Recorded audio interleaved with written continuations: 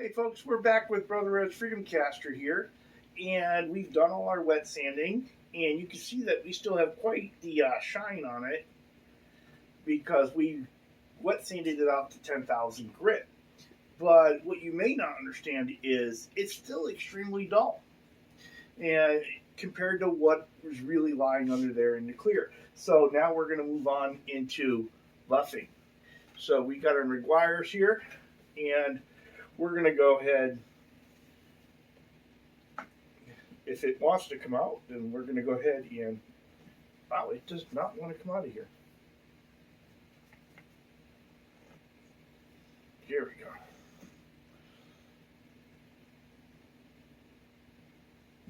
Fella might want to clean out that nozzle, I suppose.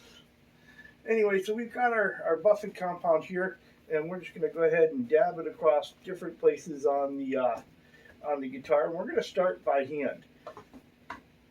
And so basically it's the same kind of thing as with the wet sanding.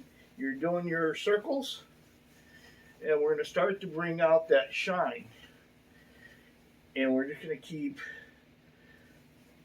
working it in until it all kinds of disappears. And as we do that, grit in the buffing compound is going to basically buff it into a nice shine. Now, on my videos, I tend to do the wet sanding part of it and the buffing part of it. I always start by hand, and I always finish by hand because I want to have that connection with the finish and really kind of feel what is going on in the finish. But I'm not going to lie to you. I'm going to finish buffing it out with this drill attachment here. But it's not really friendly for the headphone listeners, so we're not going to do that. But you can completely buff it out by hand. It's just that I kind of go crazy when I buff. I buff until I don't think I can get anything else out of it. I spend a lot of time in it. I will spend as much as 2 a week of really trying to buff out a guitar to get everything out of it that I can, because I want it to be really perfect for my end customer. I want it to have as few finish scratches in it as possible, things that you won't see on camera. You won't see it 10, 15 feet away. But if you got it in the sunlight right in front of you, you're like, oh, there's a scratch there. But that's any guitar you ever get, right? I've seen some really nice Fender guitars that have more orange peel on them than I would like to have. And so it's a matter of when you're doing this kind of work, you want it to be as nice as possible for your end customers.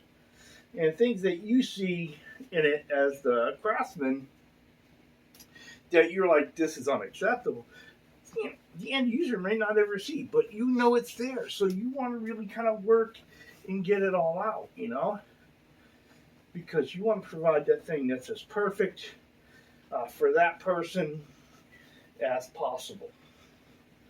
And so when someone says, hey, that's Charles 75 M's work, then it's a sign of quality. Hopefully. I like to think people think that.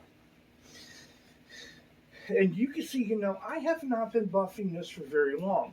Let me go over here and get a clean cloth, because that's the other part of this.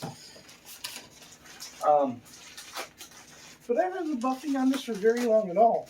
And we can already see, without even wiping it off, see how that shine comes back a whole lot more than you thought it would? Or it can be a lot shinier than it was just with the wet sanding out so much. And so this is also that place where you may have weak areas in the finish where on its own with the wet sanding it didn't really shine and kind of stand out. Well, if you spend that time on the buffer here, it may work out some of those additional things. And honestly, here with just this little bit, I'm really, really impressed. To give you an idea, we have not, to give you really an idea, kind of look at that, right? We haven't done anything with the back yet, but you can see the difference. See, there's some, you can see some shine here if I tip it like this, but here I don't, it's just, it catches it a whole lot nicer. And that's basically, what, less than 5 minutes with the compound. And so if you really take your time with it, you can do really incredible. That's 5 minutes with the compound by hand. All right, so, and I want to point out something here on the back real quick. We have a little Charles 75 N out logo right here with the eagle swooping down to pick me up. Take me away. Maybe like a Lord of the Rings kind of big eagle thing. I don't know. I'm crazy. Well, let me go ahead and get the buffing on this, and we'll show you what the whole thing looks like in the end. And once we get all the buffing done, then we get ready to start cutting cavities out and start putting this thing back together. And eventually that means somebody in Connecticut gets a package. So we'll see. All right, let me go ahead and get back to work, and I'll show it to you when we're done.